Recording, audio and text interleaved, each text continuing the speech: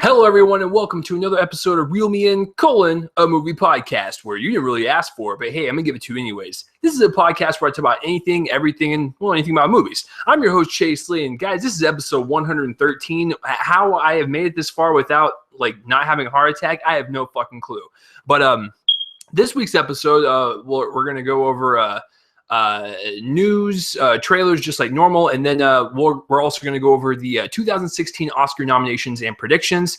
And so, hey, listen, if you were scrounging on the internet and you were looking for some random donkey porn and you accidentally came across my podcast and you're not a movie fan, well, hey, maybe I can convince you to be one, and maybe my guest can convince you to be one as well.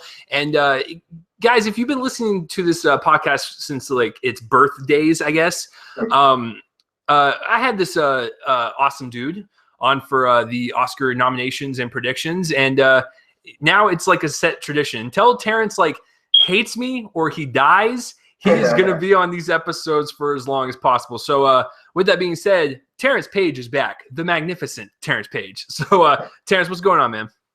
Doing good. Glad to be back. I like that name to it. Terence is magnificent. That should be my new Twitter handle. Terence is It sounds like that would be your that'd be the title of your biopic. That'd be great. Directed by David Fincher. Shit, your bio is gonna be dark and creepy. So yeah, just like my book. Yeah. So hey man, since you haven't been on for a while, what have you been up to? Tell the peeps what you've been doing. Oh man, I've been up to a lot. I mean, I've seen tons and tons of movies.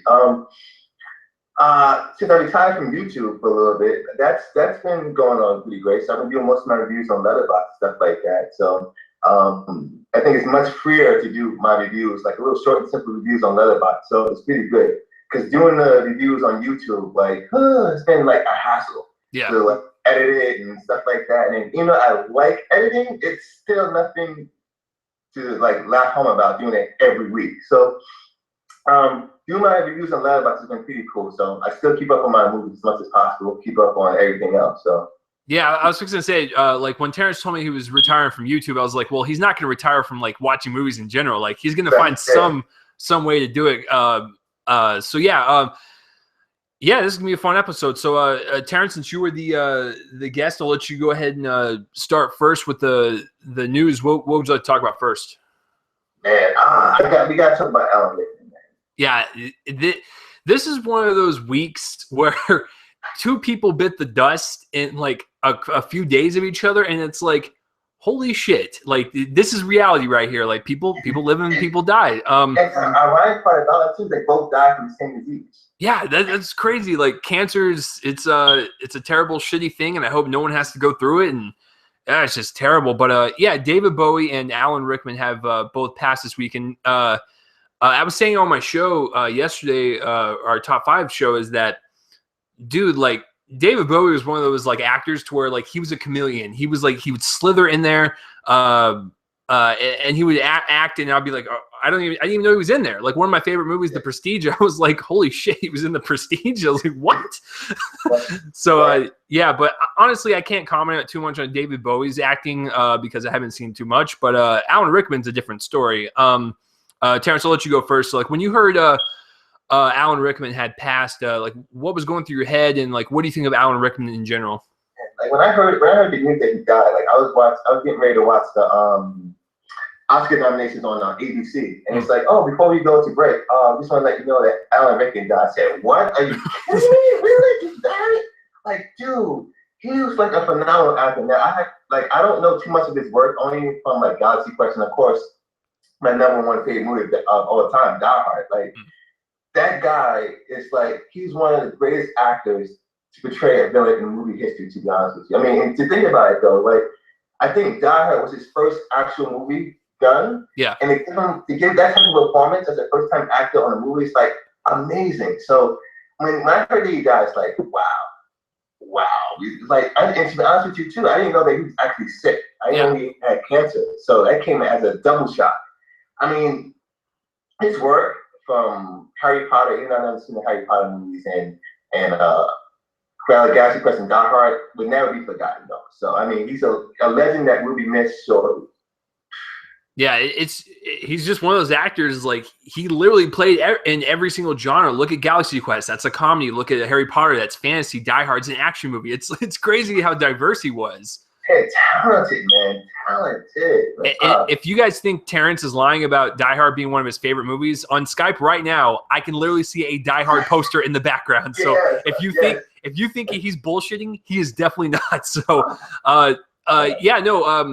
Die Hard, like, listen, what I was telling Brian last night, I like Die Hard a lot, and I think it's a really great action movie, but I'm telling you, man, I think he's going to be remembered more for Snape. Like, I love all the Harry Potters, man. He is, like, one of the pivotal characters in that storyline, and for me personally, I didn't read the books, so when Deathly Hallows came out and stuff, and everything is kind of unfolding, and he has this secret, I was like, holy shit, I didn't expect that. So, rest in peace, Alan Rickman. You will definitely be remembered for sure, and I think Harry Potter for sure will just carry on your legacy, and unless that franchise dies, like you will be known as Severus Snape forever. Yeah, exactly. So, a little sad news, but don't worry, we'll liven it up in just a little bit because I'm sure both these pieces of news, me and Terence are like super excited for. So, Terence, I'll let you go again. What would you like to talk about first? All right, Ryan Coogler signs on to Black Panther, man. Like, yes.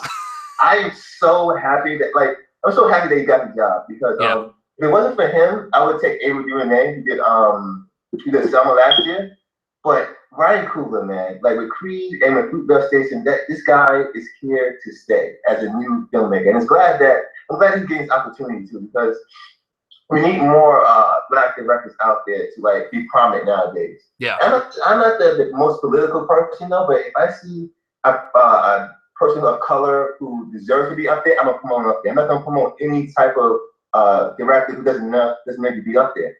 But Ryan Coogler definitely deserves it as well, man. Like what he did for Creed, man. Like I wasn't I'm not a Rocky fan. I've never seen none of the Rocky movies ever. Wow.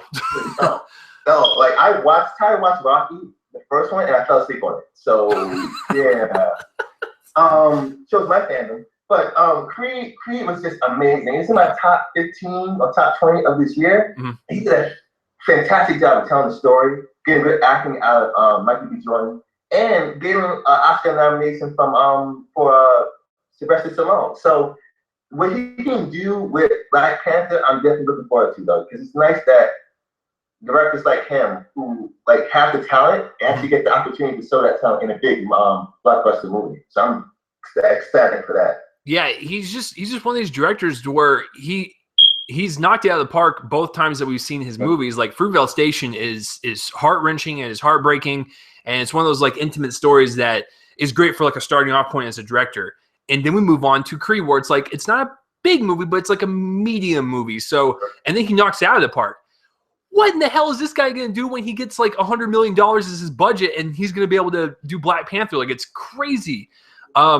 Yeah, no, I'm super excited to see what kind of vision he's going to have for a hardcore action superhero film, because Fruitvale Station is a drama. Creed is a drama with some boxing scenes in it, but this is going to be completely out of his wheelhouse. And, you know, it's kind of sad to know that the guy is my age and I haven't done shit with my life, and he's join the club. Yeah, exactly. Like he's making his third feature film. And it's like, what the hell? Like, so hey, man, I am all for it. I'm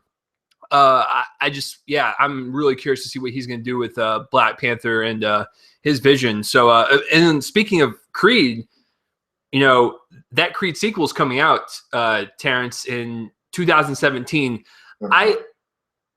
Are you okay with it being that far off? Like, it is still another almost 2 years away. It's about a year and 10 months. Do you think that's too far, or do you think that's like perfect timing? I think it's okay. Like for me, like selfishly, like I would like Ryan Coogler to direct both Black Panther and Creed. I mean, it came out 2015, so 2 years is a good enough time for a sequel to happen. Yeah. Maybe even push it to 2018 to make sure you get a chance to have Ryan Coogler back.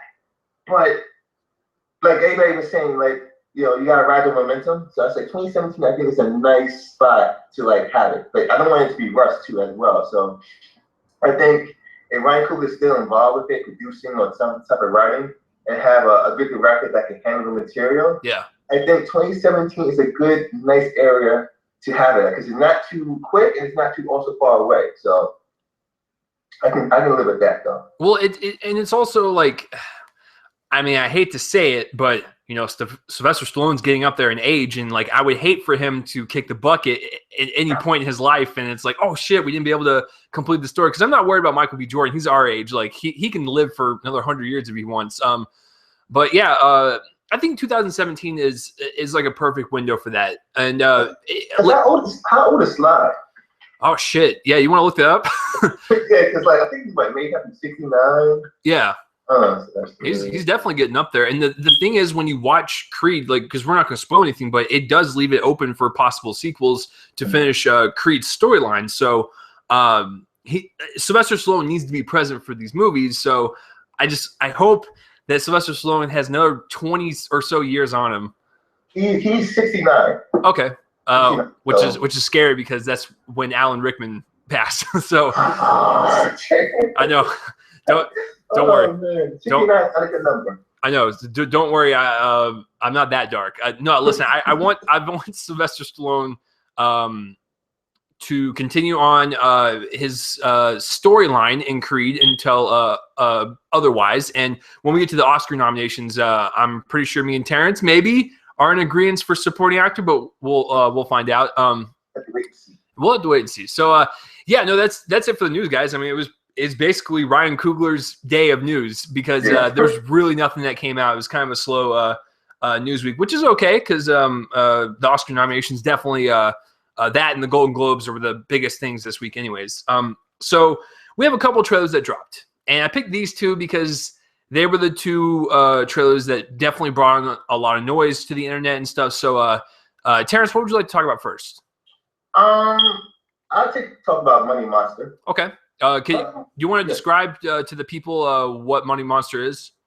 Money Monster stars George Clooney and Jack O'Connell, who starred in Startup, independent movie of last 2 years ago.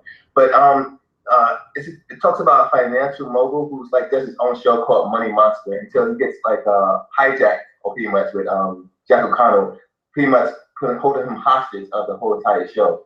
So what the trailer pretty much talks about is shows that how Jack O'Connell has him hostage with a gun and has pretty much George Clooney strapped to a bomb until he gets answers to why he lost money in the stock market.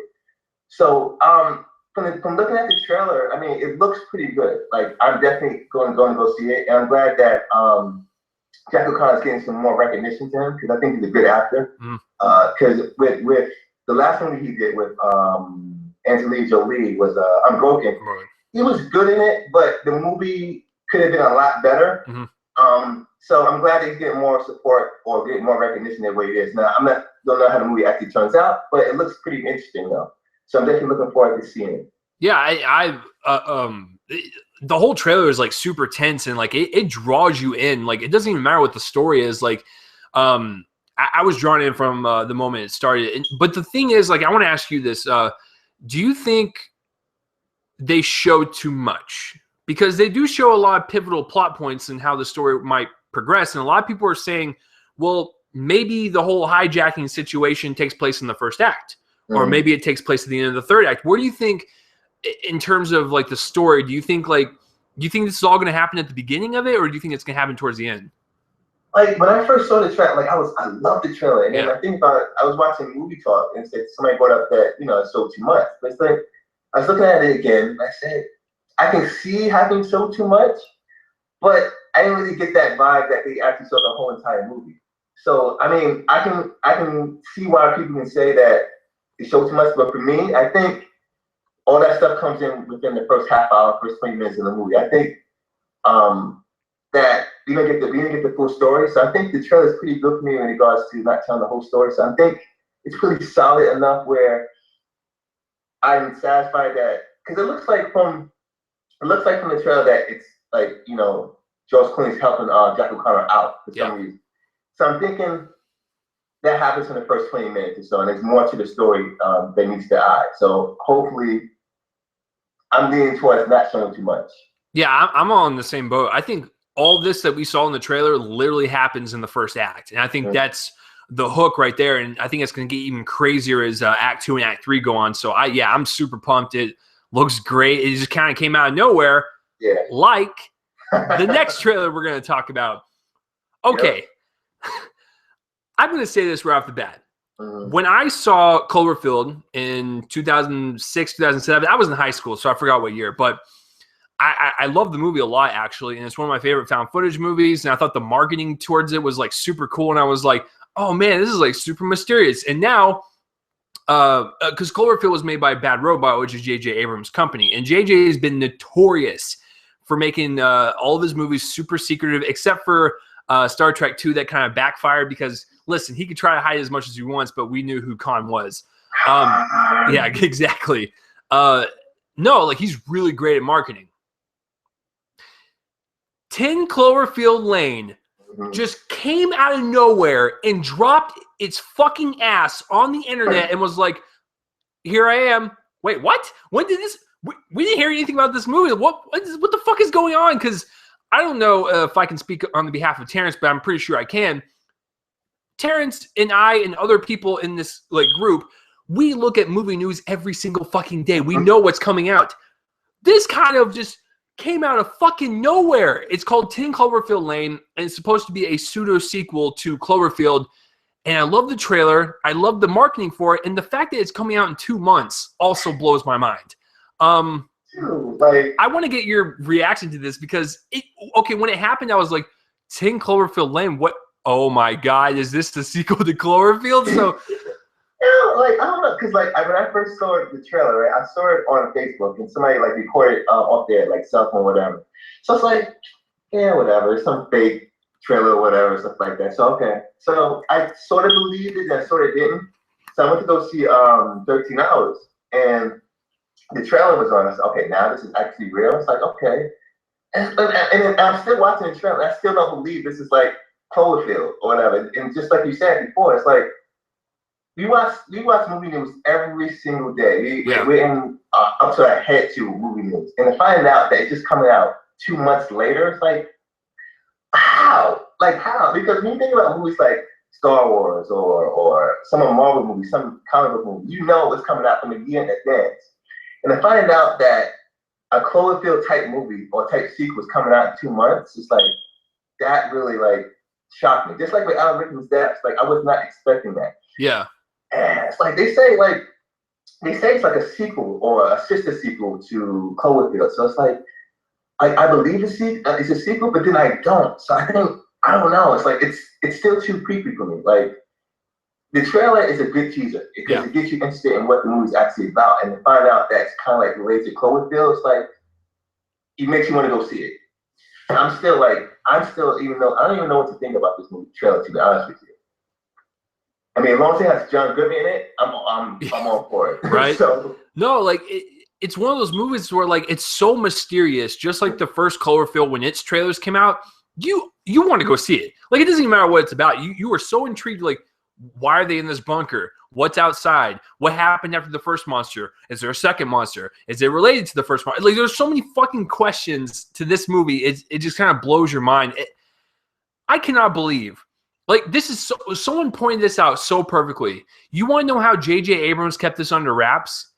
Because he's been in Star Wars the past year. No one has even asked him about a Cloverfield sequel, and then he just drops this and goes, yeah, it's coming. It's like, what?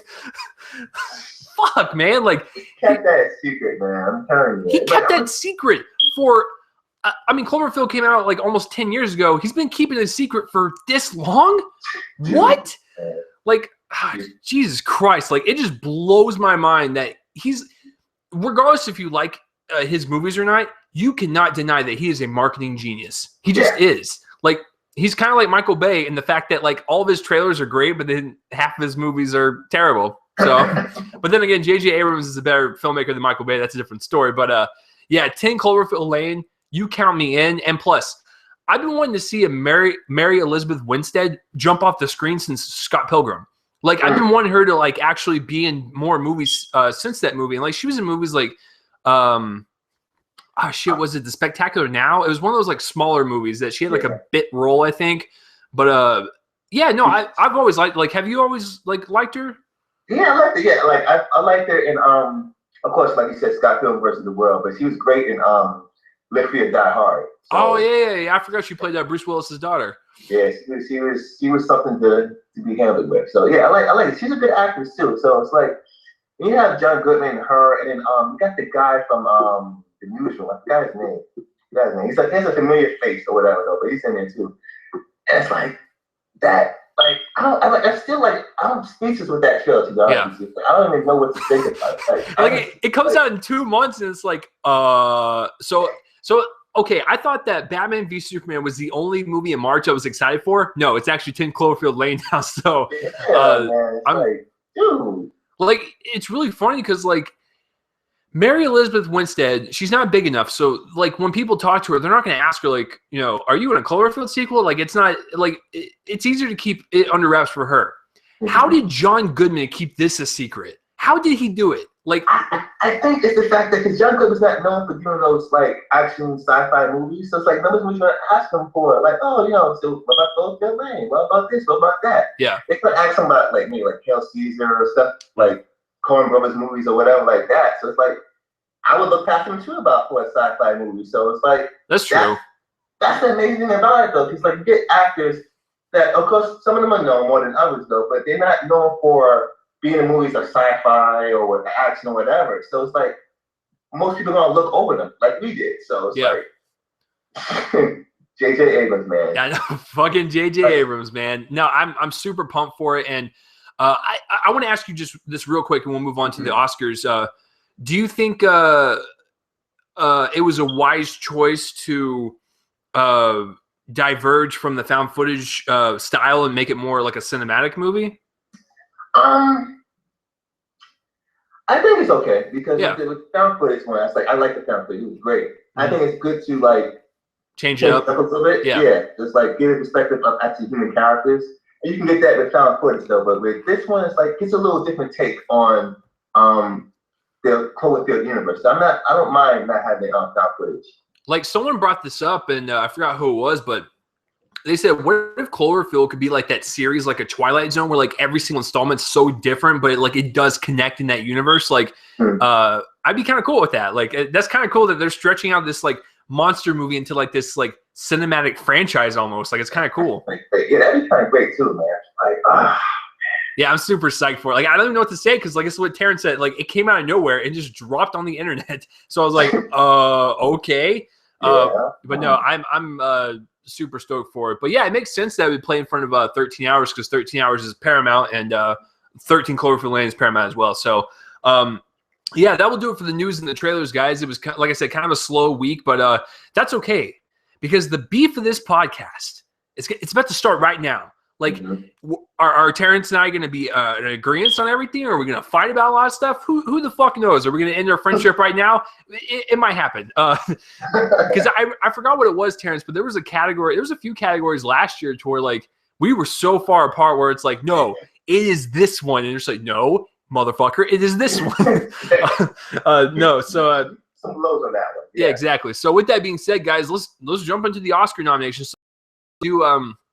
The way we're going to do it is the way we did last year, where I'm going to read off the categories, read off the nominations, and we're going to give our predictions on who we think should win and who will win. So we're going to give our own personal picks because I'll guarantee you there's going to be plenty of categories where I'm going to be like, I really want that person to win, but we have to get inside of the Academy's heads and go, they're probably going to pick this person. So we're just going to start out from the bottom and just kind of work away from to the top. Start from the bottom now. Yeah. We're gonna be pulling a Drake right now. So the only ones that we're not gonna do, and it's not because we don't appreciate them, is because we haven't really seen the majority of them. It's the documentary shorts, the animated shorts, and the live action short films. We don't have enough knowledge in it. So yeah, the first one, Terrence, are you going off the IMDb list? I'm going off Oscars.com. Okay. I can go to IMDb. It's fine. I was going to say I could go to Oscars or you can go to IMDb. I just that way we're on the same page. See, I'm an idiot. I was like, where's the list at? And now I didn't even think of going to the actual Oscar website. Like I'm such a moron. I was like, I'll just go to IMDb. Don't worry about it. I do things the hard way anyway. Okay, gotcha. All right, so I'm gonna start with best documentary feature. We have Amy, Cartel Land, The Look of Silence, What Happened, Miss Simone, and Winter on Fire. Out of these nominations, I can tell you right now that I almost could have caught The Look of Silence at the Dallas Film Festival last year, but I didn't get to. But I heard it was pretty good. I heard Cartel Land was pretty good. But the only one I have seen, and the only one I can vouch for, and I actually think it's going to win, is Amy. I saw Amy. I really liked it. It was super heartbreaking. And I think since Amy Winehouse was a part of, the music culture and, music's a big part of movies and stuff, I have a good feeling that Amy will take this nomination for sure, hands down. So that's my should and my will. So Terence, what do you think about the list? And did you see Amy?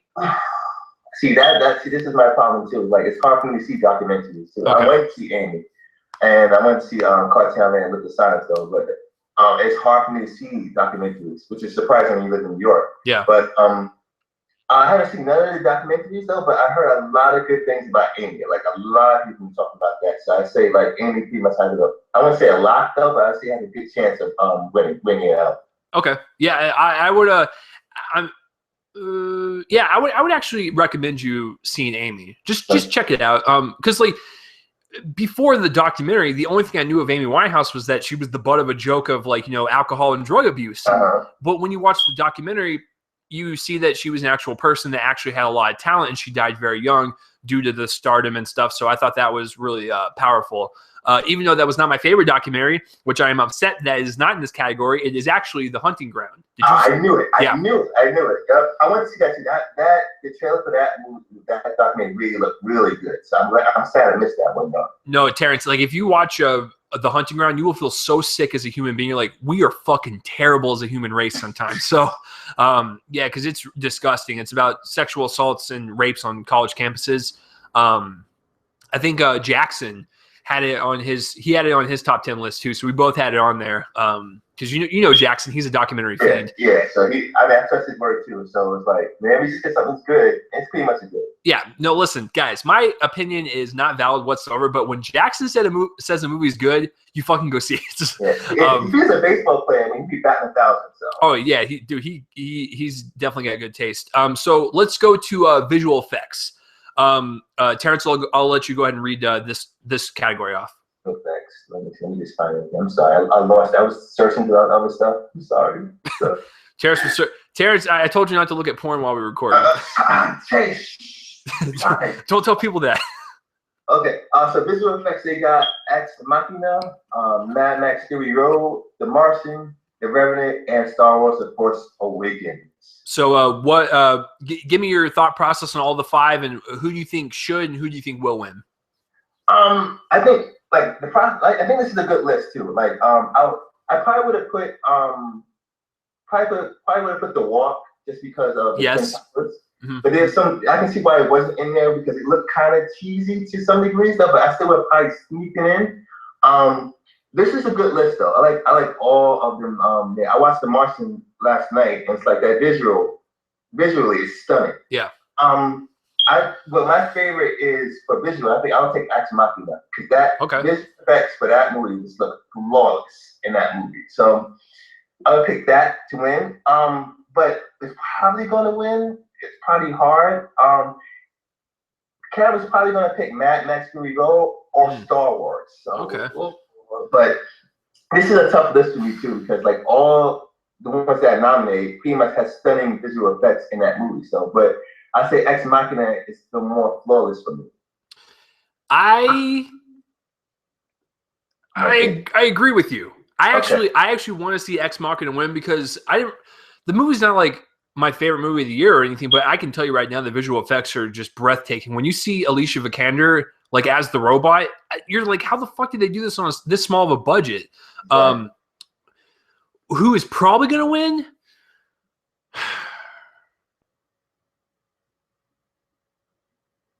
Yeah, first of all, before I say my answer, Terrence, did you see The Revenant?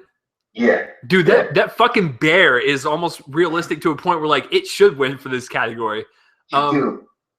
The bear scene is ridiculous. I don't know, man. I think I'm leaning towards The Martian. I think they're going to give it to the Martian just for the sheer fact of it looked like Mars. It's one of those like movies to where like you feel like you were on Mars with Matt Damon. However, I can also see them doing Mad Max Fury Road just because it was such a great blend of practical and computer to where like you couldn't even tell half the time. Like it was too good. So yeah,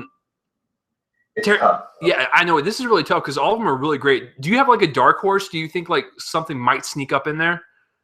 I think Star Wars, it might be the dark horse. Yeah, I'm with you on that one. Yeah. Because for all like J.J. Abrams did for Star Wars, it's like, and all that CGI stuff and space stuff, it's like, for it to look flawless the way he did, I say it's definitely a dark horse to like sneak up and win it. Well, and it's also like it was super awesome in the practical effects department. Mm-hmm. So I don't know, man. This is a tough category. I honestly don't know. However, I think Terrence and I both agree that Ex Machina should win, but what will win will probably be a tie between The Martian and Mad Max with Star Wars as the dark horse. So, all right, so we're off to a good, clean start. You know, we're agreeing, and it's probably going to get nasty in a few minutes.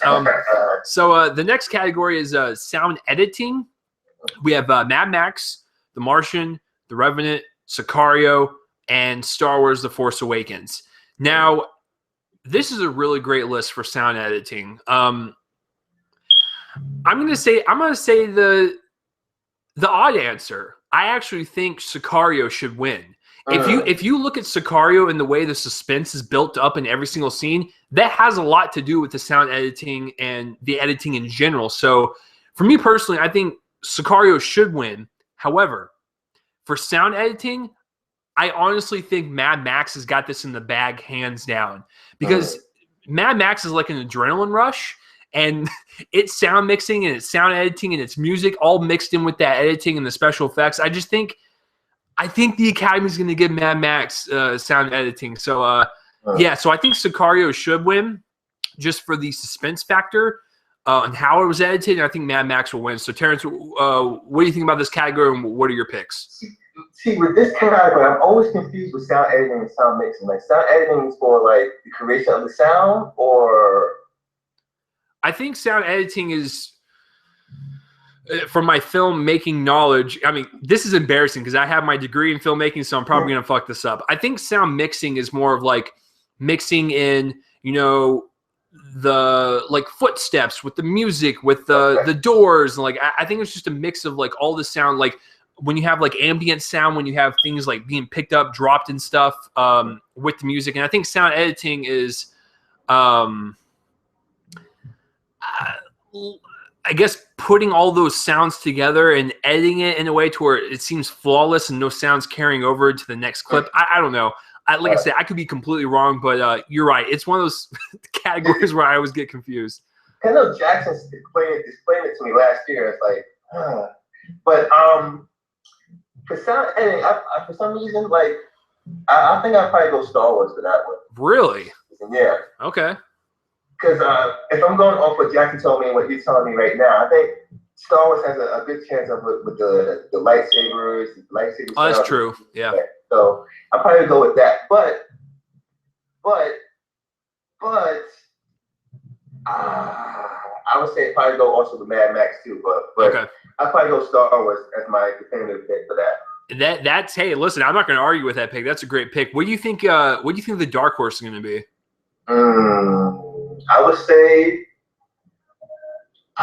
you know what? I want to say The Martian or The Revenant, though, but I'll probably go with Sicario, you know, for some reason. For some reason, it's like, it's something speaking to me about Sicario. Well, do you remember last year, was it sound mixing or editing that two films actually won it? They had a tie. You remember that? Yeah, it was. I forgot what it was. What was it, though? I forgot what it was, though, but I know Whiplash was in part of that too. Like I believe, I think it was more for sound mixing last year. Let's just a quick interruption. Let's look that up. Actually, I'm gonna click on it and see who won it. Because I do remember it was definitely a tie. Yeah. production design, animated film, language, documentary, short, live action, animated, music, hairstyling, visual effects. Okay, it wasn't last year because American Sniper won last year. It was the year before. Remember, because it was like Zero Dark 30 and something else, I believe. I forgot, but yeah, it was definitely 2014 that had the tie. Yeah, that's just so strange. Like, how do you fucking end up as a tie? I don't know. But whatever. At the same time, maybe? I don't know. It's like, could you find a way to like break the tie? I don't know. All right, so sound editing is in the bag, so let's move on to sound mixing. Now, there's actually one film swap for this, and Terrence, it's your turn. So go ahead and introduce sound mixing. For sound mixing, you got Bridge of Spies, Mad Max Fury Road, The Martian, The Revenant, and Star Wars: The Force Awakens. This is a good list. I would like what you said before was swapped out with Bridge of Spies for Sicario. Yeah. Honestly, Bridge of Spies. I mean, I can see it being in here, but it doesn't need to be nominated for sound mixing. To be honest with you, to me, I'll probably go as my definitive thing I want to pick. I'll probably go Mad Max Fury Road for this one. With a dark horse, probably going to be The Martian, but I can see also Star Wars sneaking in there too. So for me, I'll go Mad Max Fury Road. Okay. I think I agree with you on Mad Max. I think Mad Max will probably take this, but I think the dark horse is actually The Revenant.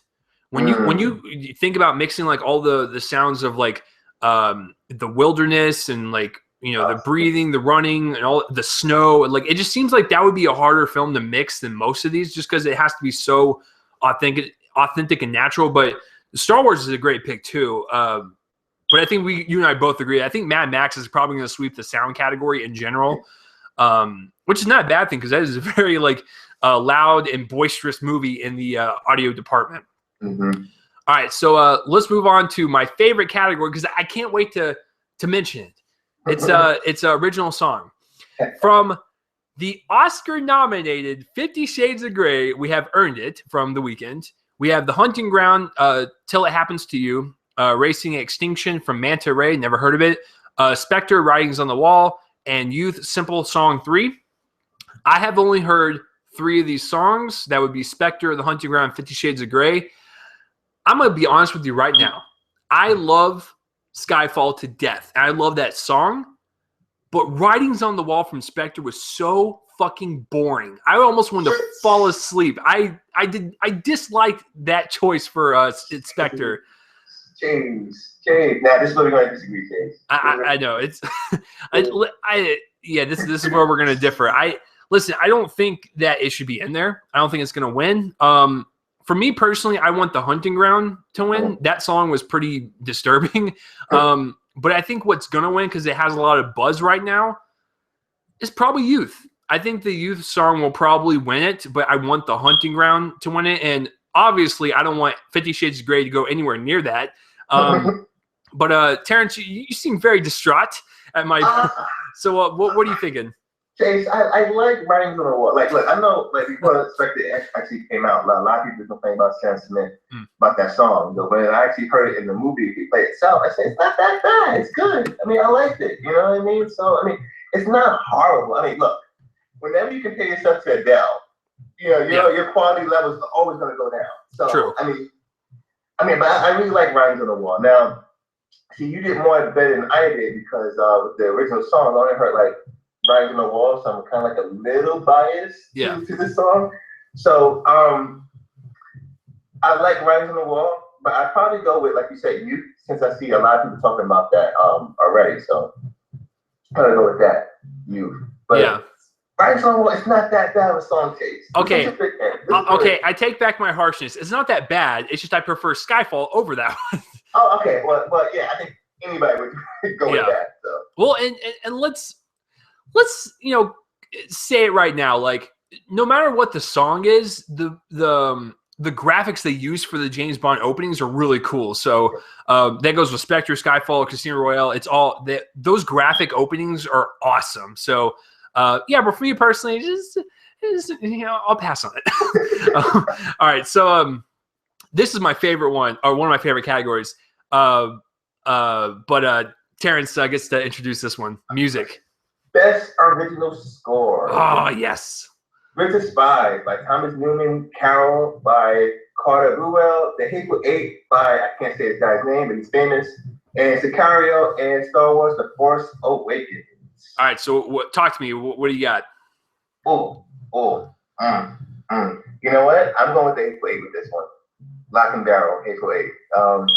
Because you know, when I do scores for movies, it has to be a score that like resonates with me. Like it's gonna stick with me throughout the movie and after I finish watching it. And I think that Hateful Eight is the only one out of the categories that I see here actually stuck with me. So that score, especially his original, and by Ennio and Mary Cohn, who did The Good, the Bad, the Ugly. I mean, his score for the Hateful Eight was really great. So I'm gonna go with that one though. Terence, let's high five it out, man. I totally agree, man. Dude, I fucking love that score, and it's gonna win. Terence, did you see you saw the 3-hour version, right? Yeah. So I saw it too, and I gotta tell you, when what's it called? The Overture? The Overture. Yeah. Oh my God. Like it sets you in the mood and you remember the music, and it's so dreadful and disgusting, like how the music is portrayed. Cause it starts out very whimsical and then it gets like super dark and like gross. And I just, oh man, if you played that score in front of me right now, I can automatically tell you it's the Hateful Eight. It's the only one out of this entire list that stuck with me. I was totally on board. I'm kind of upset that The Revenant didn't get in there, because The Revenant has a really cool kind of bare bones type of score with it. So I thought that one should have been in there. Probably take out Sicario. As much as I love Sicario, I don't remember the score. So take that one out, put The Revenant in. But let's call it what it is. The Hateful Eight's going to sweep this category hands down. Yeah. So yeah, we definitely agree on that. So the next one up is makeup and hairstyling. This fucking movie, I've never heard of it until it was announced. It's the 100-Year-Old Man something. It on the nominations. Yeah, it's like in fucking, what is it, German? So like I don't, but it's like the 100-Year-Old Man something. Mad Max Fury Road and The Revenant. This is tough for me too. It's either between Mad Max and The Revenant, only because I haven't seen the other film. I think Mad Max is going to take this one. I think Mad Max will win, and I think it should win. But don't discount The Revenant. I think The Revenant's makeup and hairstyling is also very good. But I think, for argument's sake, I think Mad Max will sweep this one because it's so colorful and barbaric at the same time. And I think it's just a nice blend of everything. So for me personally, I think should and will win is Mad Max. So Terence, talk to me. What do you got? You know what? I'm kind of with you on this one too. Like, I can see The Revenant winning. I mean, look, if Mad Max or The Revenant win, I don't get mad with it though. But it's like, it's kind of hard though. But what you said too about Mad Max is like, Mad Max is so different from any other movie. You got like, it's set in an apocalyptic world. So, I mean, yeah, I think definitely Mad Max has to go with this. But if The Revenant won, I'm not gonna be mad with it though. Exactly, because they're kind of on the same playing field. Like The Revenant takes place in frontier time, so it's very bare bones and it's very barbaric. Then Mad Max takes place in a post-apocalyptic and is also bare bones and barbaric, but it's super colorful and it kind of just sticks out. And you remember what those fucking dudes looked like with the white makeup and the black eyes and stuff. So, I mean, I'm totally okay with Mad Max winning. And if The Revenant won, I'd still be okay. So, Terrence, you got the next one, costume design. All right, you got Carol, Cinderella, The Danish Girl, Mad Max Fury Road, and The Revenant. All right, what you got? So this is kind of tough. So for me, it's either Carol or The Revenant. But I would go with Carol for the most part because the costume design for that makes you feel like, along with the cinematography too, but the costume made you feel like you were in those times. I forgot it was set. I think it was set in 1950, I believe. Mm-hmm. But it made you feel like he was actually a part of that particular time. So I'm gonna go with that. But that what could win is The Revenant, though. Those are my two two categories, two movies that like fighting against each other. So it could be Carol or The Revenant. So I'm gonna go with Carol as my number one pick. Like, as much as I like The Revenant a lot, it was my number one favorite film. I do like the costume design, but I honestly think this is a 3-horse race between Carol, Cinderella, and the Danish Girl. Because I think the Academy, when they look for costume design, I think of like those luscious like dresses, like time periods and stuff. And Carol's set in the 50s, Cinderella's more of a fairy tale, and the Danish Girl is set way back in the day. So this is a tough one. I think what should win is Carol, because it's one of the few I have seen out of the 3, because I haven't seen Cinderella or the Danish Girl. But I think what will win, I think they'll probably give the Danish Girl costume design. I know it's one of those things where it's like I don't want to give it to it, but if I haven't seen the movie, but when you watch the trailers, you cannot deny that it looks like a painting. It looks kind of gorgeous. So I don't know. I think Carol should win just because I agree with Terence. Like when you look at that movie as a whole, that time period is so well captured. It's ridiculous. But I think the Danish Girl will win, and I think the dark horse will be Cinderella. Okay, I can see that. Yeah. Yeah. Because I didn't see Cinderella. Cinderella's the only way I didn't see in this category, though. But it's like I can see. I mean, all these categories. I mean, I think the least one that's probably not going to win is probably Mad Max, though. But Carol and the Danish Girl, I can see it like fighting out with each other too, along with The Revenant for me personally. So I was actually kind of like when I saw the nominations, when they mentioned Mad Max for costume design, I was like, really? Like I didn't really think the costumes were like, oh shit, it needs to be nominated. Yeah, exactly. Because a lot of them had no clothes on anyway. I mean, it was like they were like half naked half the time. Exactly. So. Guys only had this. They were shirtless, and guys didn't have pants and everything like that. But like, okay, sure. Yeah, if you want to nominate, if you want to nominate for their Tarzan style of clothing, sure. All right, so this is an interesting one. So we have production design next. We have Bridge of Spies, The Danish Girl, Mad Max, The Martian, and The Revenant. I gotta tell you, man, this is a rough one. Okay, so I haven't seen 2 of them. I gotta say that off the bat. I haven't seen Bridge of Spies or The Danish Girl. So out of the 3, I think what should win, I think The Revenant should win, but what will win, I think they're gonna give it to The Martian. I think they're gonna give it to The Martian. I think the dark horse might be the Danish Girl. So yeah, this is kind of like one of those weird ones again. So Terence, I'll let you take this one over. Man, this is tough too. Like, because my top 3, I think it's easy to tie. Like, I'm taking out the Danish Girl. I'm taking out Bridge of Spies. That's not even, I'm not even considering them two. I'm just saying Mad Max, The Martian, and Revenant. I mean, you can look at all 3 of those movies. They all had great production design. So it's like hard. So I don't know. Can I just take all 3? Like, all 3? Sure. Like, I think the only reason I'm going to say The Martian's going to win is because the design of the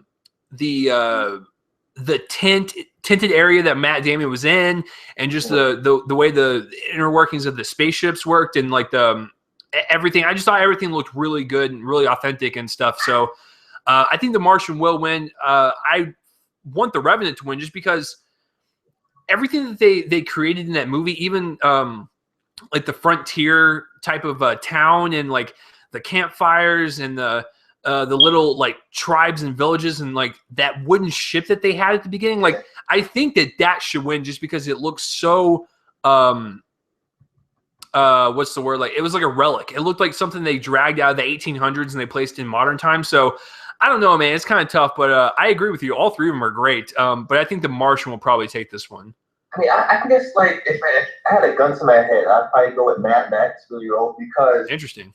I was watching the special effects. I was watching the special features on the Blu-ray, and the stuff that they had to create for the cars. That's true. I mean, they took different parts of cars and combined them into one. So I mean, and this is a apocalyptic world, so it's like you don't know what the future entails. You know what the Martian entails, or what the Revenant stuff. This is back in those times. I mean, you don't know what the Martian looks like though, but With the Revenant, you know what it looks like back then. But with Mad Max, it's something kind of new. New, something yeah. kind of seen before. So it's like I can kind of see them going to Mad Max. So I'm probably gonna go with that though.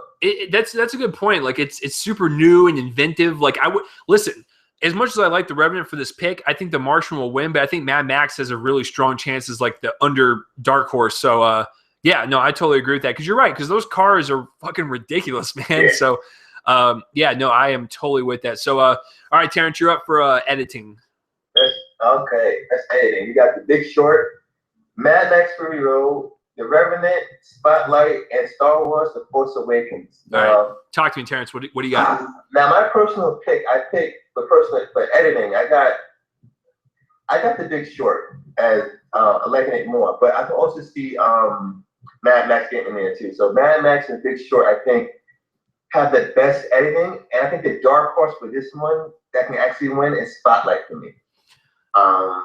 Because the way The Big Short was filmed, the way they explain the story and how you got different type of characters in it. You're going from Kristen Bell, you're going for Steve Carell, you got Ryan Gosling, and everybody else like that. It's an ensemble piece. So, and to make it feel cohesive, I mean, that takes some great editing in that one. So I gotta give it to Big Short. But Mad Max, the way they film those action scenes, it's really so Big Short for me though. I think I agree with Terrence 100%. I think The Big Short's going to take this. I think it's going to sweep it. My personal pick is my personal pick would actually be The Big Short. I think because like it's like what Terrence said, there's so much information flying at you, and just the way they put it together, and it felt that fast paced. This was like a Wolf of Wall Street type of movie, to where it was like boom, boom, boom, boom, and so my personal pick is The Big Short. However, I agree with Terrence. I think the dark horse is actually Mad Max, but Spotlight also has a chance too, just because Spotlight's kind of on the level of The Big Short in terms of like how fast it's edited with the information coming at you. So yeah, we're in agreement. I think The Big Short is probably going to take that one, and I think it's going to be one of the only awards I think it is the only award it'll get. To be honest with you, so which is fine. I mean, it's a really well edited film. It kind of reminded me of like I said, Wolf of Wall Street and Whiplash from last year, and Whiplash won editing.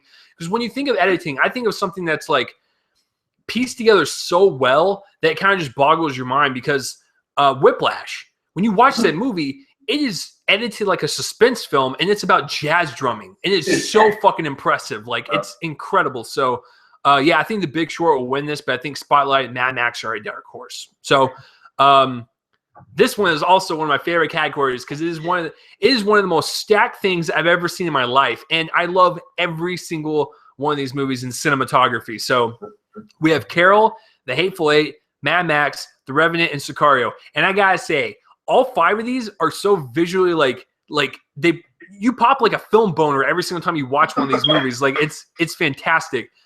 However, I said this when I walked out of it, and I still stand by it.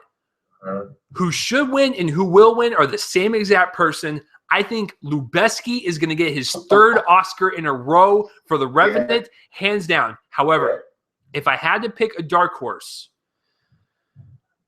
I think Carol or The Hateful Eight might be the dark horses. But I'm telling you right now, like as 100%, like going with that answer, Lubeski for The Revenant will win for his third Oscar in a row, which is outstanding, by the way. Have you ever seen anyone win 3 cinematography Oscars in a row? It just kind of blows your mind. So I think The Revenant should and will win. So Terrence, talk to me. What do you got?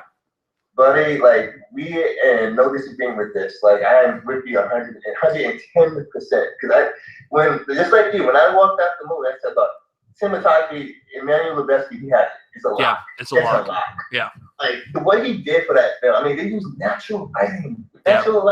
You know how hard that is to do? It's really fucking hard. Dude. But I'm with you too with the dark horse stuff, because Carol's cinematography for that movie was pretty great. Like, I like the cinematography for that. But I also kind of feel bad for Robbie Deakins too, because I know, right? He gets nominated so many times and still no win. It's like when you got Emmanuel Lubezki in a nomination with you, pretty much like, don't write your award speech or whatever. You know you're not gonna get. It's gonna go to him. Well, and that's what's crazy about Deakins is like he is one of the best cinematographers in the business, and so is Lubeski. So they're going head to head, and it's outstanding because I will say this, like Sicario, I really loved it, and the cinematography stands out. You saw Sicario, right? Yep. Terrence, do you remember when they were like out in the desert at nighttime, and Deakins filmed the nighttime scenes so realistic but so beautiful? Like, I don't even know how he did that. Like, it was so weird to see the actual characters. You could see their faces, and you could see the sun setting, and you could see like kind of the outer glow rim on the back of their heads. Like, I don't know how he did that. So, yeah. They're going up against each other again because he got nominated for Unbroken last year. Yeah. So, and for Prisoners in 2013. Exactly. So it's crazy. No, like, listen, Deakins, I love you, buddy, but Lubeski's gonna kick your ass this year. Like, that's just the way it is. The Revenant is fucking magical. Like, it is like a fucking painting every single frame. It's insane. So yeah, The Revenant, lock for cinematography. It's kind of like with J.K. Simmons last year with Whiplash. I was like, J.K. Simmons is a lock. Lubeski is a lock for cinematography. He's going to win his third in a row, which kind of blows my mind. So, yeah. So the next one, Terrence, is a foreign language film. So go ahead and go for it. Thank you, Chase. You gave me the movies with the hard names to pronounce. Yep. Okay? I can't wait to see Terrence pronounce all these. So go ahead and go. Best foreign language film. El Avergia de la Suerte. I guess that's Spanish. Greeting, Mustang, Son of Saul. That I do know. And Talib. I don't know. All right. So out of all, like, listen, I got to be honest with you guys before Terrence gets to his picks. I've only seen one of them. So out of all the buzz you've been hearing from foreign films, which one do you think has the best shot?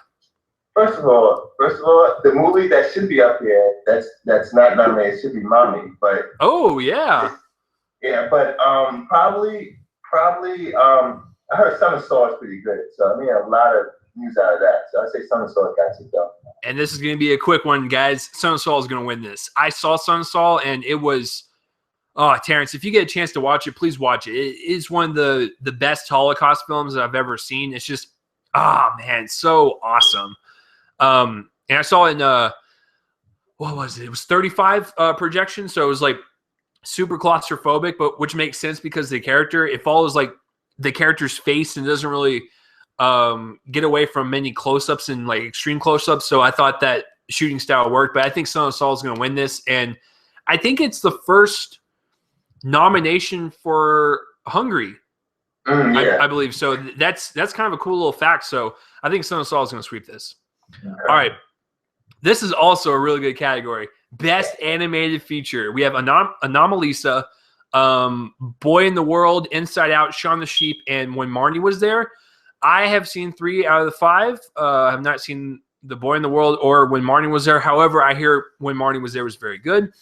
Out of the 3 I have seen.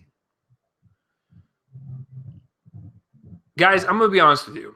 If Inside Out was not a nominee, Anomalisa would sweep this in a heartbeat, and I firmly believe that. However, since Inside Out is in here, I think it should win. I think it will win. However, do not discredit Anomalisa because it is a very beautiful film. It is a very good film from Charlie Kaufman. So Inside Out is my pick. There's no arguing, no questions. But Anomalisa, I would not be surprised if that just kind of like went up in there and swept it. So, Terrence, what do you got?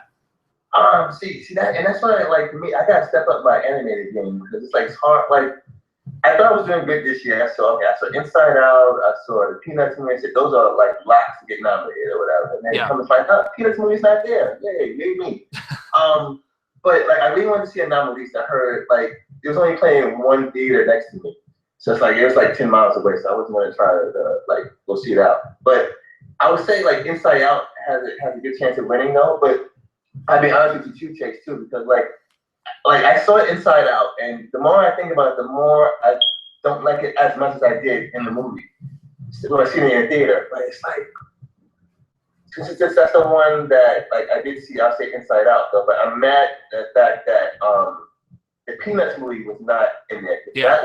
That Peanuts movie was great. It was really good. It didn't have a great. I mean.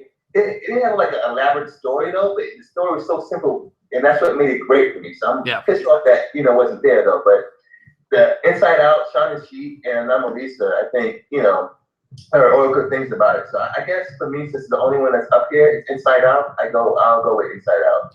Yeah, the Peanuts movie not being in there, it's not as big of a snub as the Lego movie, but it is still a noticeable snub. Because you're right, the Peanuts movie was so charming and adorable. Like you can't help but love that movie. It's like it's so heartwarming and shit. So yeah, Inside Out's definitely got the lock on this. So Terrence, you got a adapted screenplay. All right. So the nominations are The Big Short, Brooklyn, Carol, The Martian, and The Room. And with this category, this is kind of tough. Like the only movie I didn't see in this one is Brooklyn, which is ironic because I live in New York. But I'll take Carol out the picture because Carol, that movie was okay. I didn't think the script was that good. The movie was so for me. But when you got The Room, The Martian, and The Big Short, it's hard though. It's like when I'm doing my personal list for this category, it's like it's tough. It's tough though because but The Martian, I always think when you have like one person leading the movie and pretty much acting against himself, and it's like it's a 2.5 hour movie, and you don't feel bored by it. That goes a long way for it to be like a good adapted screenplay. But also with The Big Short, with The Big Short, like it's a little bit confusing to the standpoint, but it's still entertaining at the same time. So it's kind of hard to like not disqualify it. But The Room, just like when I saw that movie just like that's hit me right in the chest. So it's like man. I mean, honestly, I gotta go. Personally, I kind of gotta go with the Big Short. Okay. But mathematically, I gotta go with The Martian. Oh, so The Martian's your pick? Yeah. Because this one is hard, though. To be honest with you. I think. Oh, shit. I think you're right, man. I think it's gonna be a 3-horse race between The Big Short, Room, and The Martian. I really love Room a lot. It was my 3rd favorite film of the year. And I think it was a great film. However, I don't think it's going to win it. I think what's going to come out is either The Big Short or The Martian. And I think with the momentum of The Martian right now, and the fact that it's like you said, this is one person carrying a movie. You had humor, you had drama, you had suspense. It was kind of a really great amalgamation of like every single genre. And I haven't read the book, but I hear it's a really great adaptation. So what should win is Room. But I think what will win is The Martian. So that would be my pick for adapted screenplay. However, the dark horse is The Big Short. Because what Adam McKay did and Charles Randolph or whatever, they took this book that is probably filled with so much Wall Street mumbo jumbo, and they condensed it pretty well into a 2-hour film. So I don't know, man. But for me personally, I think The Martian will win. I think Room should win. And I think The Big Short is the dark horse. So the next one is Best Original Screenplay. And I should probably rant about this for about 30 seconds. Why in the fuck is Steve Jobs not an adapted screenplay? Aaron Sorkin should have walked away with this award. Like, that was a great adaptation of that. Oh, God. That was probably my biggest snub out of the whole fucking list. I don't know why Aaron Sorkin did not get nominated. Like, and I like that. I think that, like, that movie was, like, I want a little more out of that movie, though, but from the dialogue alone, should have been nominated. I would have took at least Carol out. Yeah. And then put Steve Jobs in. Because, look. I agree with you. Because, I want to put a little more out of the movie, though, but the script in that movie was fantastic, though. It was, like, pretty much perfect, and it just had a little bit more. So I don't know why.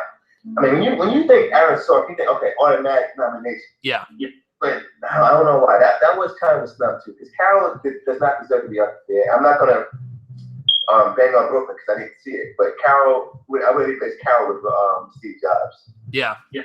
I totally agree. And I didn't even see Brooklyn, but I hear it's a pretty good movie. So I would take Carol out and put Steve Jobs in there. It's just that irritates the hell out of me. So original screenplay, we have Bridge of Spies, Ex Machina, Inside Out, Spotlight, and Straight Outta Compton. I was so happy to see that in there.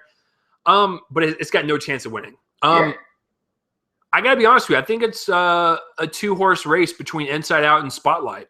I think, really? yeah, I think Inside Out has a good chance because it's a very original film and it's a very, it's just so different, but it's very relatable to everyone. And Spotlight was really well written. The dialogue, the acting, and the editing was all really well done. However, I think the dark horse might be Ex Machina. I think Ex Machina actually has a pretty good shot, but if we're talking realistically between Spotlight and Inside Out, I've been battling with this category for a while, and I'll go ahead and say it. I think Inside Out will probably win it. And what I think should win it,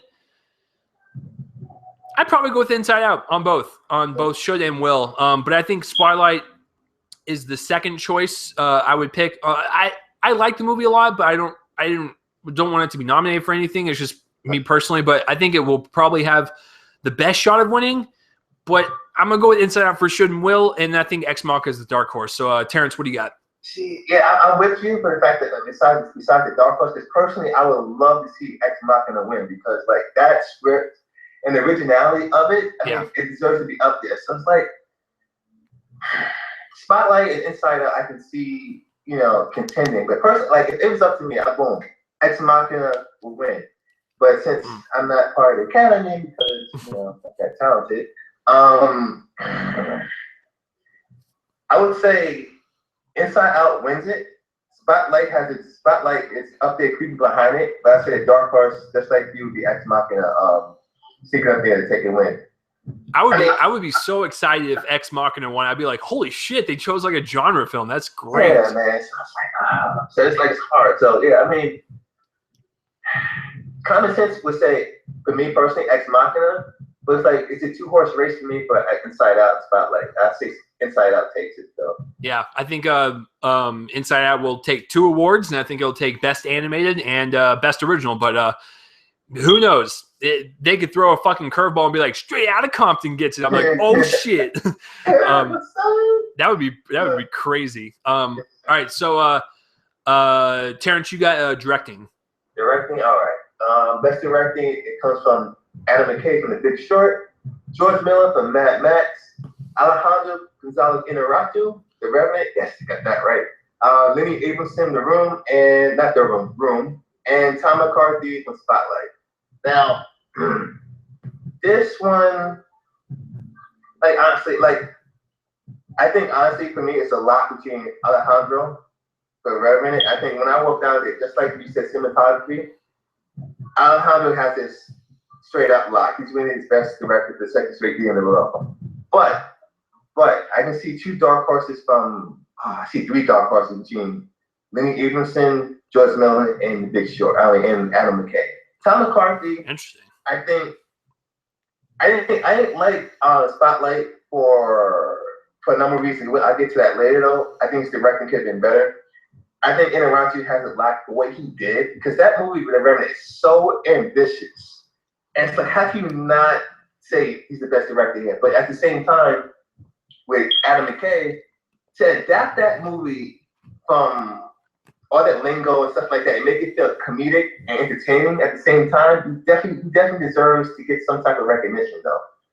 And with George Miller, from a guy who's in the 70s, for a movie like Mad Max, so ferocious like that. And Lenny Abramson, like you said, like The Room. Room is like my 3rd favorite movie of this year. But honestly, I gotta go Alejandro Inarritu because what he did for that movie, I honestly think I like The Revenant a little bit more than I like Birdman. So I gotta give it to Inarritu for this one. And I think Terrence is right. When I walked out of, I'm gonna say this at least one more time after this category, but you know which category I'm talking about. When I walked out of The Revenant, I said Lubeski will win his 3rd one. I called it, and I said Inarritu will win his 2nd one in a row. And when we get to Best Actor, I'll tell you my prediction there. But I think The Revenant will and should win this.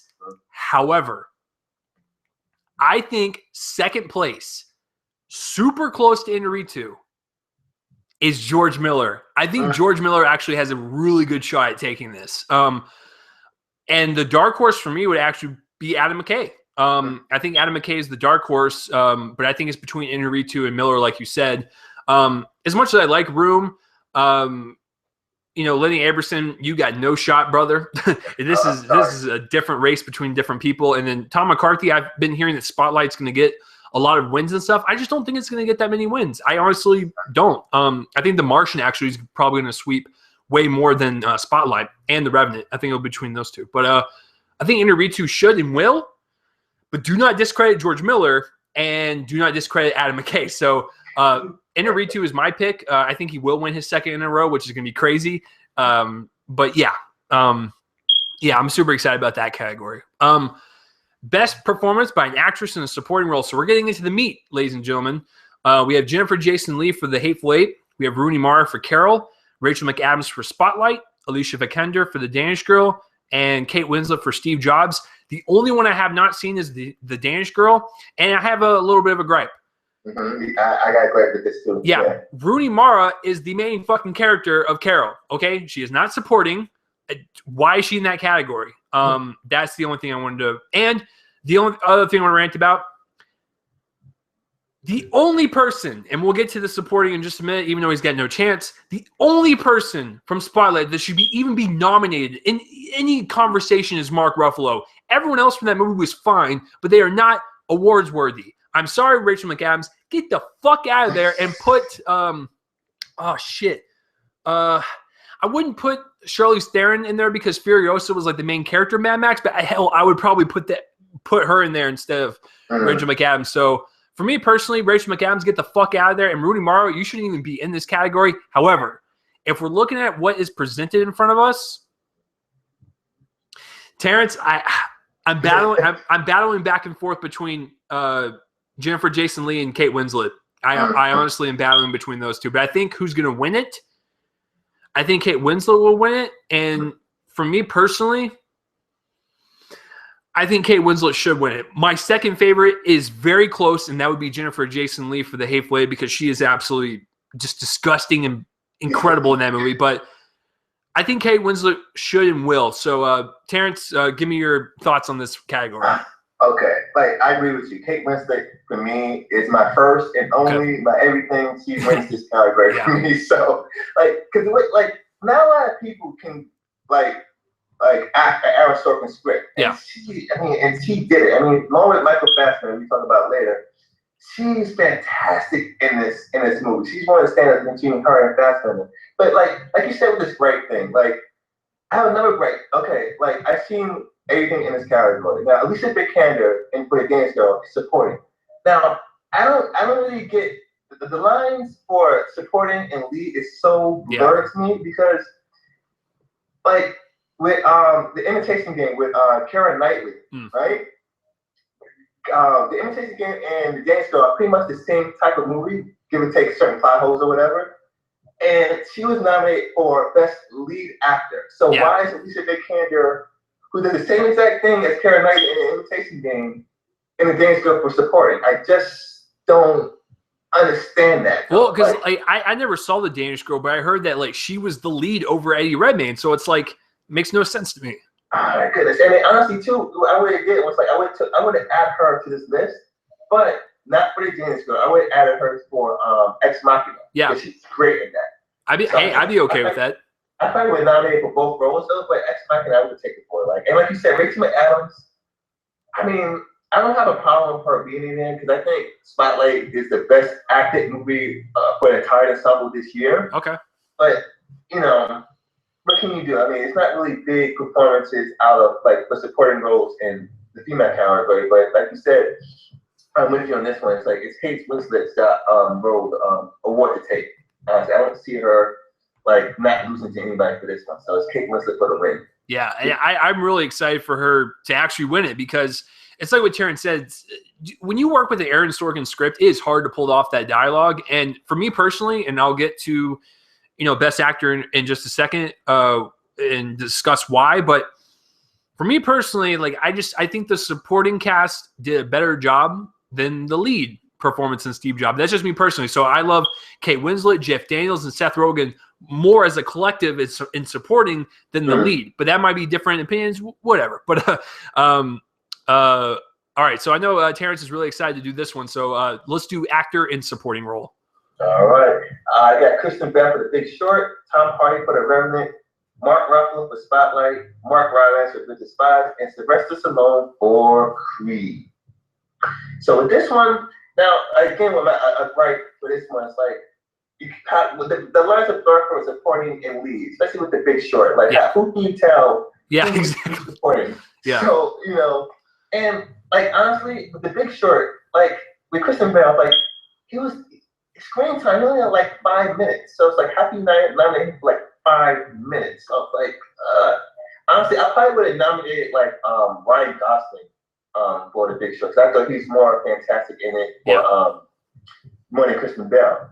And again, like I said, with the great thing, like I thought Mark Ruffalo was like a lead, because I don't know, because like I think he was. Yeah. But he had me supporting. So to me, in my personal list with this, right, I have Michael Keaton as supporting and Mark Ruffalo as the lead. So it's like, what the hell? When I saw the list for this, like I don't know, I don't know anything anymore. So out of the list I see, like I like that Tom Hardy got nominated for The Revenant, because I think he was good. He's like, for my personal list, he came right outside of the 5 that I picked. Yeah. Mark Rylance, I don't know. Like, I don't understand the fascination with him. Like, he said, like, the same line. He's like Groot, but real life. It's like, oh, it'll help. Oh, it'll help. Like, I don't understand that, though. Like, I was telling Jackson about this before with the guy in Nebraska. What's his name? Bruce Dern. Bruce Dern, yeah. It's like, okay. I didn't see why Bruce Dern needs to get nominated for actor. I don't see why Mark Rylance needs to be nominated for this. They both do the same things. Like, he's acting old, saying the same exact line every scene. It's like, whatever. So I mean, personally, I don't pick Sylvester Stallone for the win for this one, even though it wasn't in my personal list of best supporting actor. But out of the list that's here, I would say I would go for Sylvester Stallone with a dark horse for Tom Hardy. But at the same time, you got Mark Ruffalo, who's also good too, because I put him as lead, but with him in supporting, it's hard. So I mean, for me, it's Tom Hardy, Mark Ruffalo, and Sylvester Stallone, though. Like, I would give it to Sylvester because he did do a good job, but I don't know. This category is kind of tough for me because the lines are blurred for lead actor and supporting. So I don't know. I don't even know anymore. Terence is confused and he's gonna go cry now. Yeah, man. I actually agree with Terence 100%. I think Sylvester Stallone will take this. I think he's going to win this. When you saw the support for him at the Golden Globes and the standing up, and I was like, dude, that's like a total lock thing. That was like giving us like the heads up that he's going to win this. But my second pick would be Tom Hardy. Like, because like what Terence said, he's so good in the movie at playing a dick. Like it's incredible. And then I wouldn't discount Mark Ruffalo for Spotlight, even though he was my favorite part about the movie, but he's not the supporting. He was definitely the person leading the charge in that movie. But I think Sylvester Stallone will win this. In terms of should, though, so that's tough, though. I think I'm going to go ahead and do my second choice. I think Tom Hardy should win it, but I think Sylvester Stallone will win it. However, that doesn't discredit my love for Sylvester Stallone. I think he did a really great job in Creed. But I think he will win it, and he does stick out more than like when Sylvester Stallone is in a movie and he's the supporting to Michael B. Jordan, and Sylvester Stallone was way superior than everyone in the movie. That's kind of a good indication that he should probably get Best Supporting Actor because he dominated his category. So that's just my thoughts on that. And then for The Big Short, I'm with Terrence.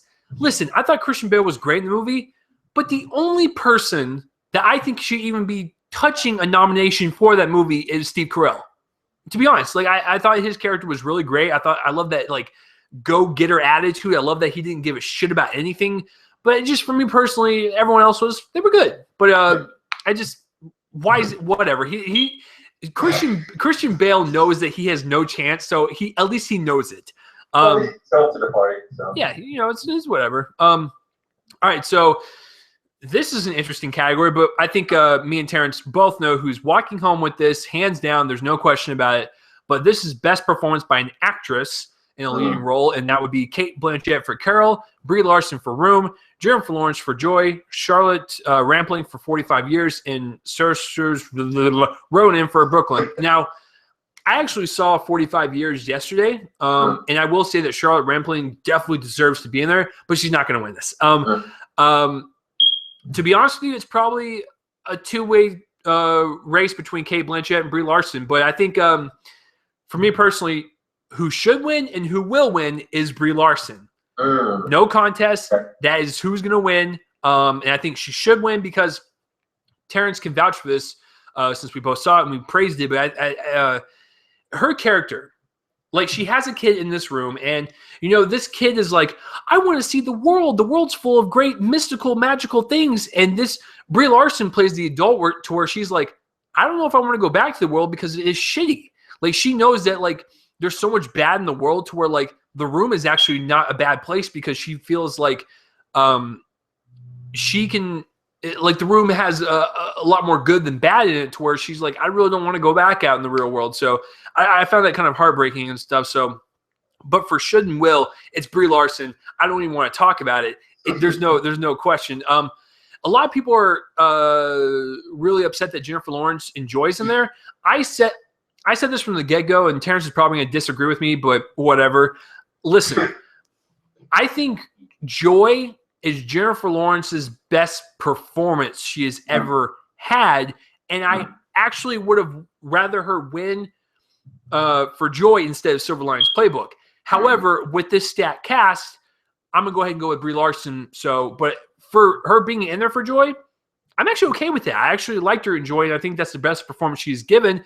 And I think she should have been nominated for Joy only out of all the movies she's been nominated for because I thought she was that good. So, Terence, what do you got, man?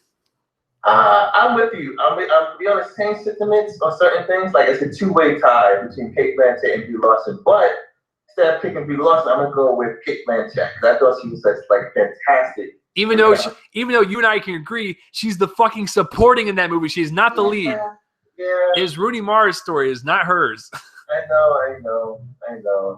But I gotta go with Cate Blanchett. Like, Brie Larson is in my personal top 5 of best performances this year from an actress. So it's like, if Brie Larson wins, I'm happy for her. But I think for me, I think should win is Cate Blanchett though. But Brie Larson, I mean, that movie, The Room, just like tears you.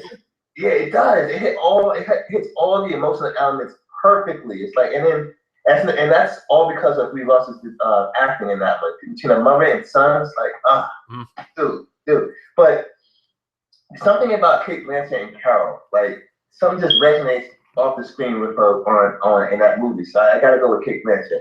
And like with Jennifer Lawrence, like honestly, with her, like she's a movie star. I don't think she's an actress, like a destined actress. So of course she's always nice to look at. I'm not going to deny that. But with her, the movie that she's in, other than The Hunger Games, I think she's like sometimes miscasted for me because when they were all rushed to cast her in her movies, she always portrays a woman as somebody older. Yeah, that's always been a huge problem with me because, like, guys, I hate to, like, I'm going to go ahead and tell you, like, something secretive about me. I will be turning 26 next week. Guess what? Jennifer Lawrence is the same fucking age as me. Does it look like I can have a family and children? No, because I look like a kid. Jennifer Lawrence still has that. She still looks like a kid. She's the same age as me in real life. I can't see her having 2 children. However, a little side note, people I graduated high school with, they have, like, multiple children, but still, for movie's sake, yes, I agree with Terence on that. She should never have children ever in a movie. Just because I'm not saying because I hate children. No, it's because she looks extremely young and it's not believable. Yeah, I mean, she gave a good side performance though, but it's like, can you nominate her? I'd say yeah. Because it was like a weak. I don't want to say a weak year for the lead actresses though, but nothing ever stood out for me to say, okay, take her out of it. But like I said before, miscasting with that, but you can't get right with that. But honestly, I gotta go with Cate Blanchett. But if Brie Larson wins, I'm more than happy for her taking it home. I think when the actual award show happens, like that's the category I'll be looking at Terrence the most for. I'll be like, I can't wait until Brie Larson wins so I can just rub it in his face. But I mean, hey, listen, that's cool, man. You pick your. I don't want us to have the same choices all the time. I want us to have different ones. Yeah. So all right, Terrence has got the next one for Best Actor. All right, Best Actor. You got Bryan Cranston in Trumbo, Matt Damon in The Martian, Leonardo DiCaprio for The Revenant, Michael Fassbender for Steve Jobs, and Eddie Redmayne for The Danish Girl. Now, I think this is a two-horse race between Leonardo DiCaprio and Michael Fassbender. Eddie Redmayne's performance in The Danish Girl was like, whatever. It was, because The Danish Girl's not a great movie. I gave it 3.5 out of 5. It's like his performance in that movie, I felt like the way he portrayed the trailers in that movie was like Oscar baity. And if it was Oscar baity, it proved to the point that he got nominated. But I don't think his performance was all that great. Bryan Cranston, I love Bryan Cranston. He's a Breaking Bad. He can do no wrong.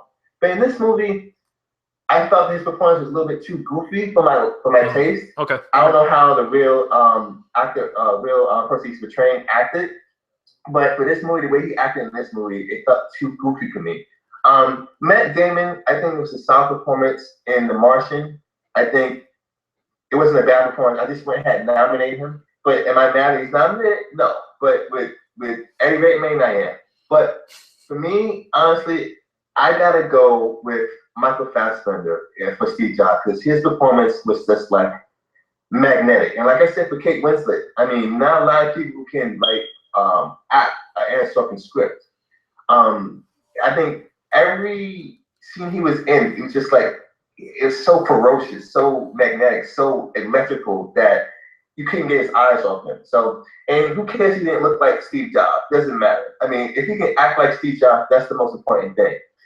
I would go with him for the lot. But I was talking with Ryan. We had a podcast. I talked to him about it. I said, yeah, Leonardo is nominated, but you know, him not talking in the movie may hurt him. But after I seen The Revenant, I said, I mean, I see why he's on this list for being nominated for Best Actor. I mean, to me, it's a two-horse race. I mean, I can see it. I would love for this category to go as a tie between him and Michael Fassbender, just because I love to see Leo get his win. Yeah. But I gotta go with Michael Fassbender because honestly, Leo's right under Michael Fassbender for me in my personal list. But I'm sorry, Leo. It's got to go to Michael Fassbender. I'm sorry, but if he wins, I'm happy. But I go with Michael Fassbender. And ladies and gentlemen, this is where Terrence and I will duke it out. Listen, I think Michael Fassbender was good. I think he was. It's like you said, he's very magnetic to watch. He's very entertaining to watch. But I think the supporting cast was better than him. I think collectively, as Jeff Daniels, Kate Winslet, and Seth Rogen, all three of them trumped Fassbender's performance. You're right, though. It is a two-way race between him and Leo, but I think Leo's going to take this. Once again, I'll say it again. I walked out of The Revenant and I said Leo will win his first one, and Inarritu will win his second one, and Lou Besky will win his third one. Yeah, so no, Leonardo DiCaprio is taking this. I do believe that this is going to be finally his year. Now, listen, I have not seen The Danish Girl or Trumbo. And I think Matt Damon is actually a dark horse. I think Matt Damon could actually surprise us and sweep it. But I think Terrence is right. It's between Fassbender and DiCaprio. But for me personally, I'm going with Leo. And here's my reasoning why. Now, you're looking at two different performances. You're looking at Fassbender, who is talky throughout the whole thing. And you're looking at Leo, who barely says a word. But I think with the expressions on Leo's face, his emotions, you could feel that rage, that anger, the sadness. You can feel the loneliness. You can feel everything just by looking at his face. And I also think that, you know, that commitment that he went through, you could see the dedication in Leo's performance, and it's just absolutely outstanding. I'm not saying Fassbender didn't dedicate himself, but just for me personally, on all those examples and reasonings, I think DiCaprio is going to take his first one. I still stand by it. And, you know, Terrence is shaking his head like, I'm with you. I'm with you on that. I agree with you. Everything you say about Leo. I mean, his performance in that was great. I mean, the thing about it too, the stuff that he had to go through for that movie, the cold air. I mean, that's part of it probably was not acting anyway. It's part of how he actually felt cold. I mean, like it's like it's hard too because like you talking about Michael Fassbender for the script that he had to do with Aaron Sorkin, and you think what Lee had to went through for physicality, what he had to do physically. Yeah.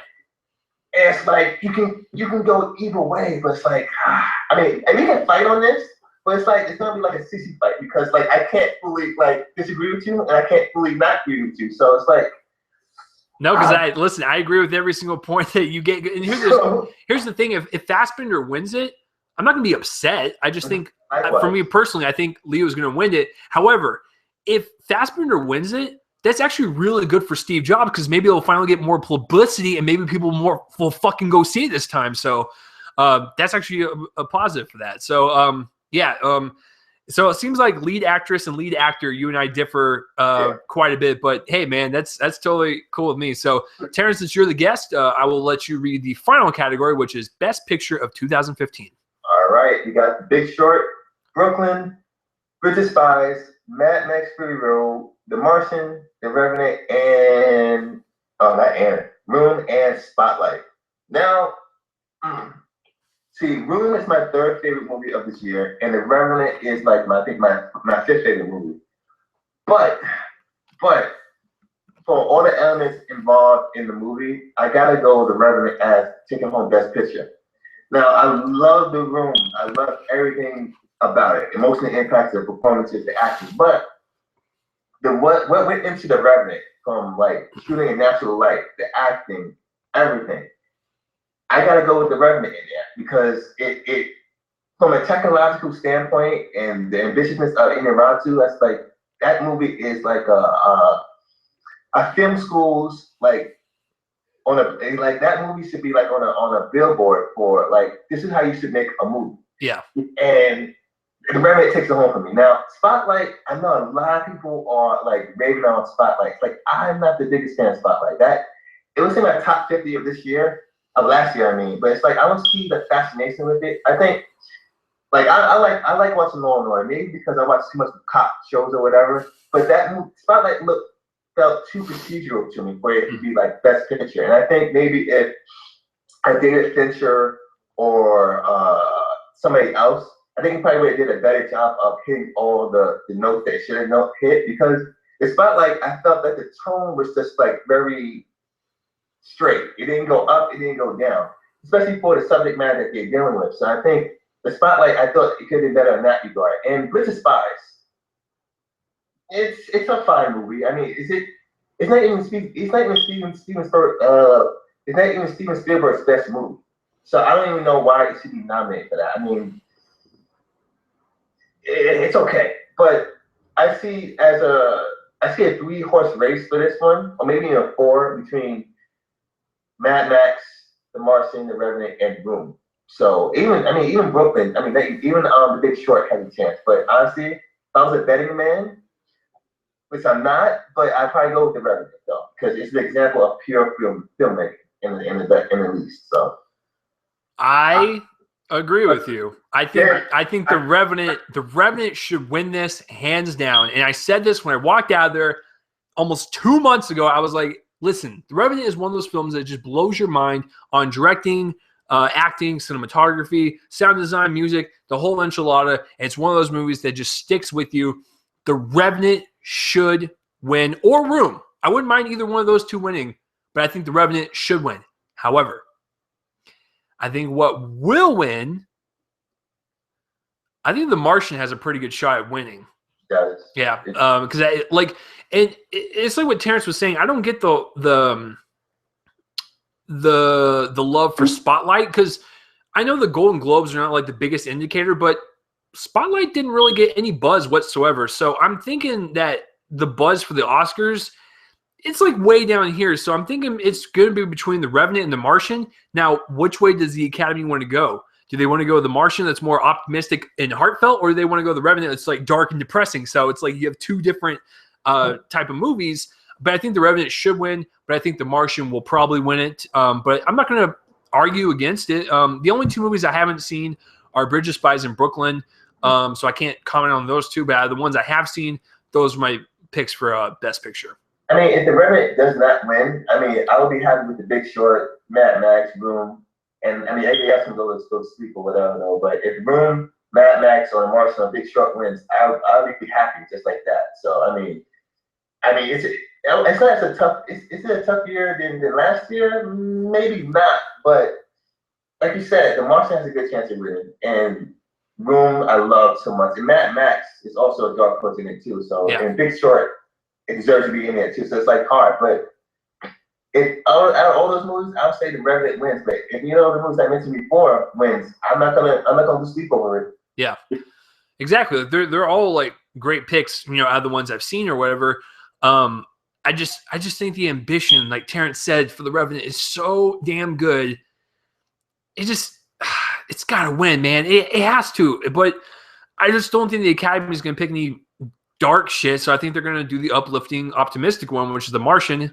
So I'm okay with that. But for me personally, The Revenant should fucking sweep everything. It should just sweep everything, go home, and leave everyone out in the dust. That's what should happen. But yeah, guys, that is our 2016 Academy Award nominations and predictions and stuff.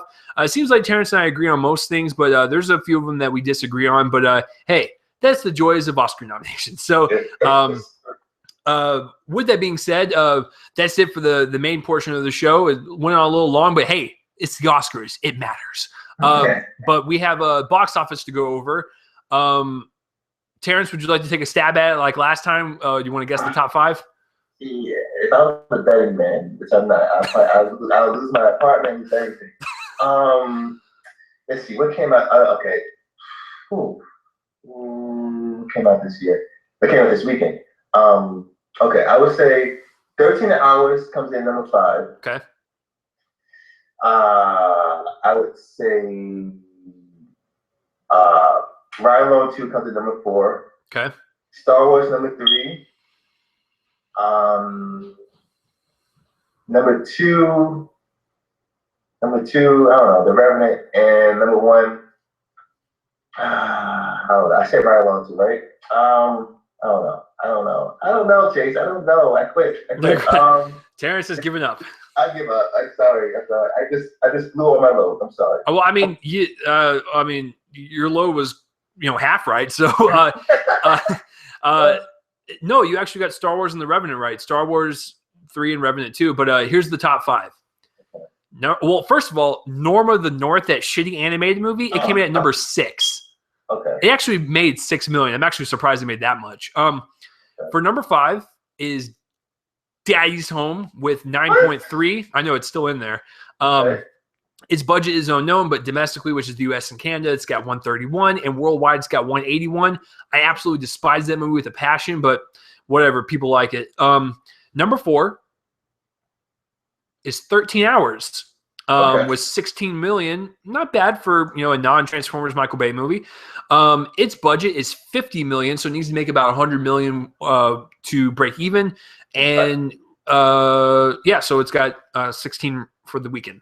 Number 3 is Star Wars. So it's the first time it has been knocked out of the number 1 spot since its release, which was 4 weeks ago. About 4 weeks ago. So Star Wars is at number 3 with 25 million. And right now, since Star Wars is the hot topic for box office, right now domestically it's got 856 million, and worldwide it's got 1.8. It is still 900 million away from beating Avatar, but it's only about 300 million worldwide to beat Titanic. So I think it'll be Titanic. I think Avatar is still a stretch, but hey, it's still banking 25 million. Shit, like that's incredible. But number 2, I cannot believe The Revenant beat it, and I think it was because of the Oscar and Golden Globe buzz, and it made another 29.5 million, which is crazy because last week it made like 38, so it didn't even drop that much. Its production budget, and Jackson and I have talked about this. I worry about it. Its budget is 135 million. Double that to 270, and it needs 270 to break even. However, with the buzz, it's doing pretty well steadily, and worldwide, it's actually got 151.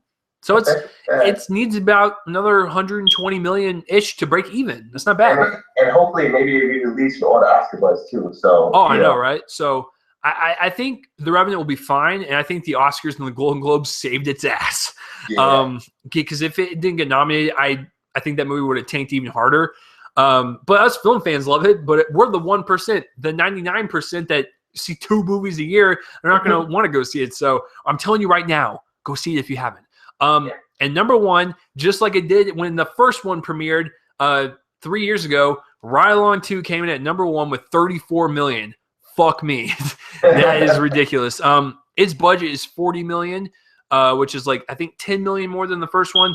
So it needs to make about 80 to break even. And worldwide, it's made 42. So it'll make its money back. Why?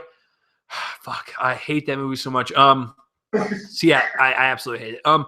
So yeah, that is it for the box office, which means guys, episode 113 is in the bag. So I would like to thank Terence for coming back on for the Oscar special, like always. Terence, where can people find you on Twitter, your letterbox, and all that stuff?